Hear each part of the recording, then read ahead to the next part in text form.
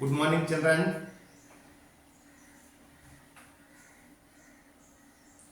Welcome to MPP School, K Kothavalasa.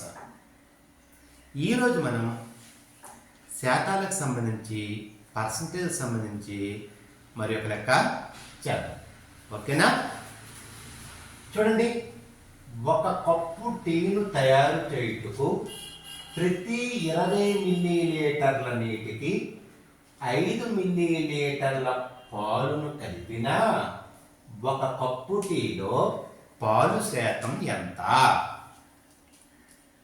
ప్రతి 20 మిల్లీలీటర్ల నీటికి 5 మిల్లీలీటర్ల పాలు కలిపి టీ తయారు చేస్తున్నారట.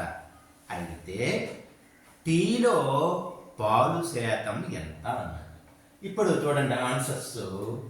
ఏ 5%, బి 15%, సి 20%, డి 25%.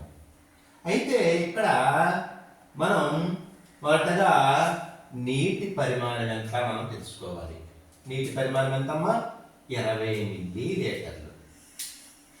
పాలు పరిమాణం ఎంత? 5 మిల్లీలీటర్లు. మరి ఈ నీరు పాలు కలిపితే కదమ్మా టీ అవుతుంది.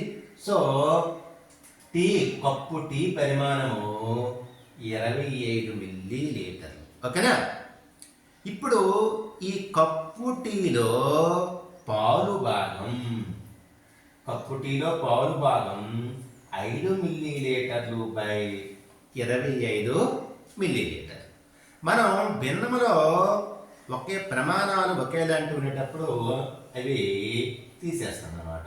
అంటే మిల్లీలీటర్లు తీస్తే 5/25. ఓకేనా? 5/25.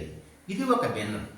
ఈ భిన్నాన్ని శాతంగా మార్చాలంటే 100 చేత గుణకారం చేయాలి. అంటే కప్పు టీలో పాలు శాతం 5/25 ఇంటూ 1.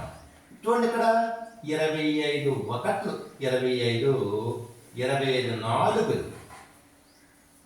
100, 5 4 20. మనకి 20 ఉంటుంది.